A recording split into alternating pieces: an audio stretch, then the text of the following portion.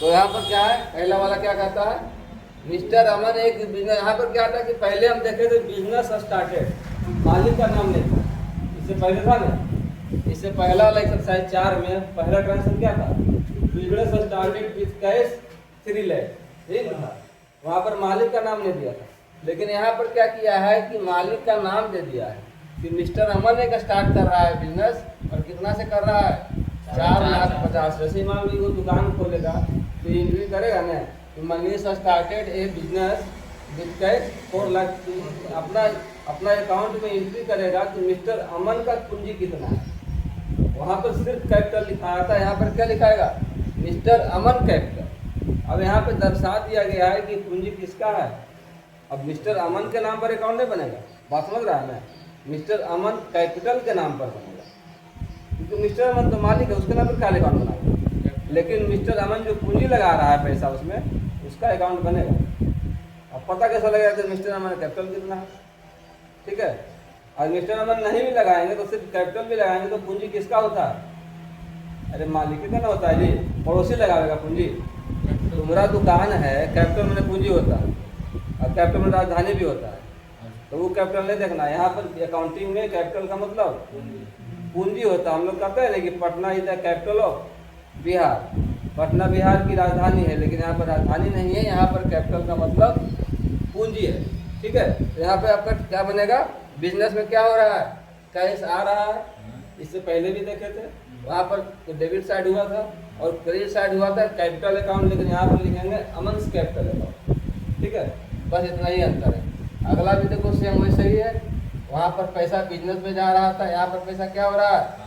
इससे पिछला एक्सरसाइज में भी ऐसे लिखा थे डिपॉजिटेड कैश, है ना, बैंक में पैसा जमा हो रहा है, बैंक का नाम खाली बदल गया, ठीक है, बैंक का नाम हो गया है इलाहाबाद बैंक। तो सेम वैसा ही लिखना है, पैसा बैंक में गया, ठीक है, और पैसा कहाँ से गया, बिजनेस से गया, बिजनेस से कैश गया बैंक में। समझ जाओ, गया तो क्या हुआ और बैंक में आया तो क्या हुआ, तो कर लेगा आसानी से, कोई दिक्कत नहीं। तीसरा यहाँ पे थोड़ा सा डाउट है कि चैरिटी मनी क्या होता है, तो चंदा होता है। ये आप लोग के लिए डाउट है, क्योंकि चंदा वाला ट्रांजेक्शन पहला वाला है ना।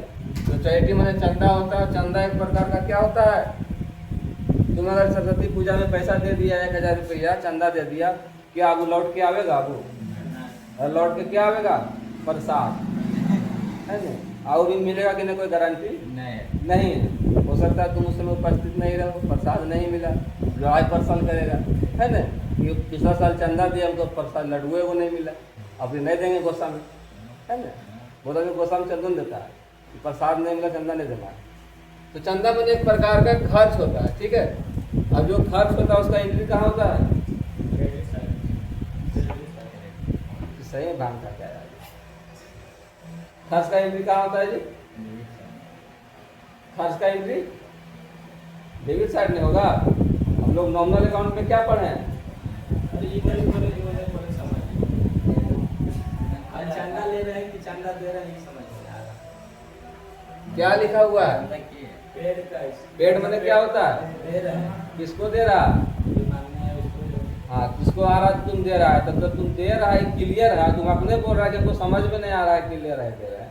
अभी तुम क्या बोला, चंदा हम दे रहे हैं। अभी तुम बोला ना जी कि चंदा हम दे रहे हैं, पेड मैंने क्या होता है, भुगतान करना।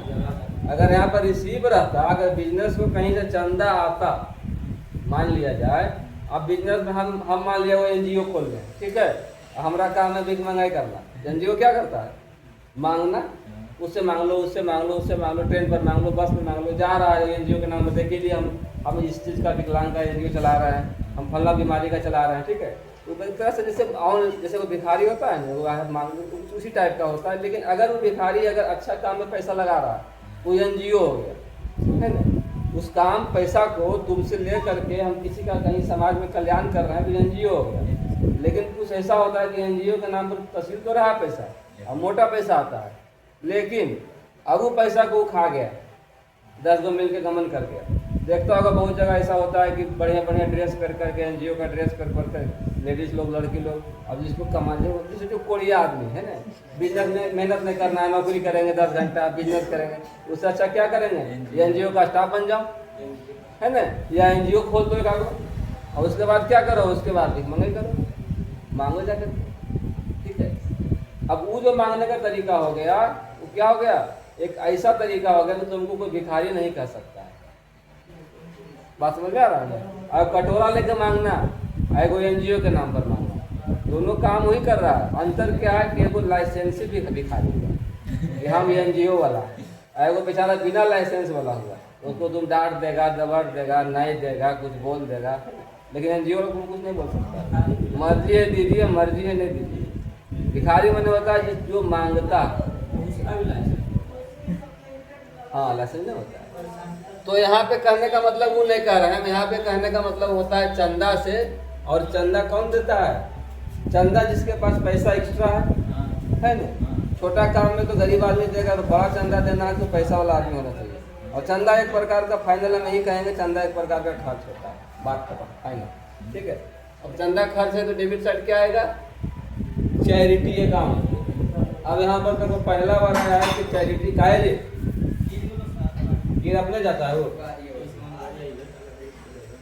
ठीक है। तो चैरिटी यहाँ पर एक अकाउंट हम बना देंगे कि चैरिटी अकाउंट। अब मान लो कि चंदा साल में एक के बाद मैंने सरस्वती पूजा के मांगे लाया, तो लक्ष्मी पूजा के मांगे लाया, है ना, कोई और किसी नाम पर आया। साल भर में मान लो कि कंपनी क्या किया, साल भर में 50 को चंदा दिया। तो मान के चलो कि अगर तुम गाँव में सिंगल आदमी है तो तुमसे मांगे वाला गाँव में क्या बिना लगा। अब तुम नारजीगंज में एगो बड़का कंपनी खोल तो तुम्हारे से दिन भर में कम से कम 10 को मांगे वाला आदमी जाएगा, है ना। अलग अलग पूजा के नाम पर अलग अलग जग हो रहा है जी, इन्हें सेवा हो रहा है, उन्हें सेवा हो रहा है ना। दिन में 10 गो, महीना में 50 चंदा, साल भर में 600 चंदा। अब 600 चंदा हुआ, रुपया कितना कितना दिए, तुमको चंदा में 100 दिया करो, 500 दिए, तो महीना में, साल भर में मानो कि हमारा 10,000 रुपया चंदा में चला गया। कहने का मतलब, तो इसका एंट्री हम नहीं करेंगे। मालिक अगर पानी भी पीता है तो वो एंट्री होता है अकाउंट में, एक बोतल पानी पिया 20 रुपया का, वो डाल, बात समझ में आ रहा है ना। ये अलग बात है कि बाद में उसका हिसाब किताब होगा, लेकिन अकाउंट में एंट्री हो जाएगा कि मालिक जो है 10 रुपया की बोतल पिया है, 20 रुपया का समोसा खाया है, समझ गया ना। स्टाफ के पीछे कुछ खर्च हुआ है तो आपको एंट्री करना पड़ेगा, ठीक है। 1-1 रुपया का एंट्री होता है, उसके लिए वो स्टाफ रखना पड़ता है, चैरिटी स्टाफ, ठीक है। और चैरिटी स्टाफ जो है उसका सारा कुछ एंट्री करता है। तो यहाँ पर डेबिट में क्या हो गया, चैरिटी, और क्रेडिट में क्या हो गया, कैश। अगला क्या होगा, debit side, purchase, credit side company का नाम। उसके बाद कैश भुगतान हुआ है किसको, करंट टेक्सटाइल को, डेबिट साइड कौन होगा, करंट टेक्सटाइल। कैश जा रहा है कंपनी से तो क्रेडिट साइड हो गया। अब सेल्स में कहा किसका अकाउंट बनेगा, सेल्स का बनेगा। सेल्स का किधर बनता है, क्रेडिट साइड बनता है। डेबिट साइड कौन आएगा, सुमन ओझरी। यहाँ पे कंपनी में पैसा रिसीव हो रहा है, कैश आ रहा है तो कैश डेबिट होगा। कहाँ से आ रहा है, सुमन ओझरी से, तो क्रेडिट साइड होगा। अब यहाँ पे फिर से देखो कोरियर आ गया है, तो कोरियर क्या होता है, एक प्रकार का, कोरियर एक प्रकार का खर्च होता है ना। अब तुम मान लो कि कोई फ्लिपकार्ट से सामान मंगवाया, वहाँ पे लिखा गया कि डिलीवरी चार्ज 100 रुपये, है ना, वो तो खर्च हो गया आपका। अब वो आवेगा चार्ज तुम करके, जो आदमी पहुँचावे लगे आया उसका डिलीवरी चार्ज देता है, तो खर्च हो गया एक प्रकार का। तो जो खर्च का एंट्री किधर होता है, तो इसका बनेगा कोरियर एक्सपेंस के नाम पर, ठीक है। इसका हम लोग बनाते हैं कोरियर एक्सपेंस के नाम पर, ये स्पष्ट है। तो यहाँ पर लिखेंगे कोरियर अकाउंट। अब साल भर में एक ही पार्सल तुम्हारे पास नहीं आवेगा, कंपनी खोलने हजारों पार्सल आवेगा, तो कोरियर का एक अलग अकाउंट बनाएंगे, उसमें लिखाएगा कि कोरियर में क्या क्या कितना कितना खर्च किस डेट में किया है। तो इसका अकाउंट बन जाएगा डेबिट साइड में। क्रेडिट साइड किसका अकाउंट बनेगा, तो क्रेडिट साइड जो आपका, अब कुछ नहीं है तो मिस्टर अमन का अकाउंट में मत बना देना है। यहाँ पर मिस्टर अमन का अकाउंट नहीं बनेगा, क्योंकि मिस्टर अमन तो मालिक है, मालिक का अकाउंट बनता है।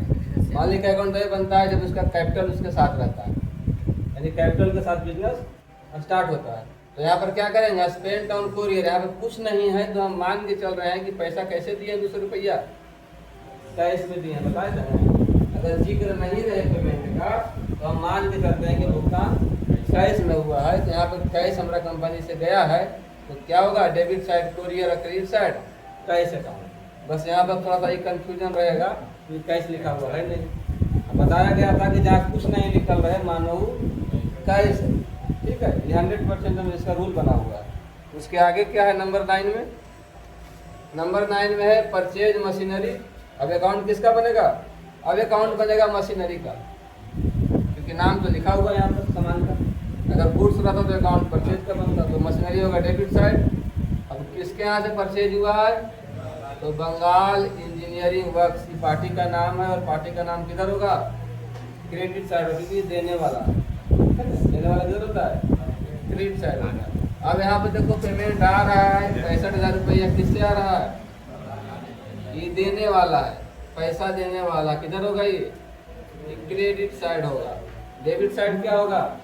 डेबिट साइड हमारे पास पेमेंट कैसे आ रहा है? कैश तो आ नहीं रहा है, चेक आ रहा है। तो चेक आ रहा तो चेक का एंट्री किधर करेंगे? डेबिट साइड करेंगे।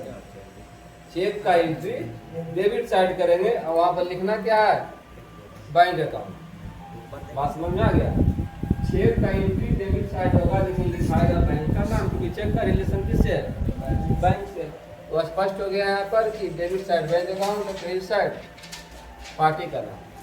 अब यहाँ पर देखो 10 के 10 समझा दिए, इतना दिक्कत नहीं होना चाहिए, कल बना के इसको लाना, ठीक है। ऐसा ही प्रैक्टिस आपको करना है, करते जाइए, लगे रहिए।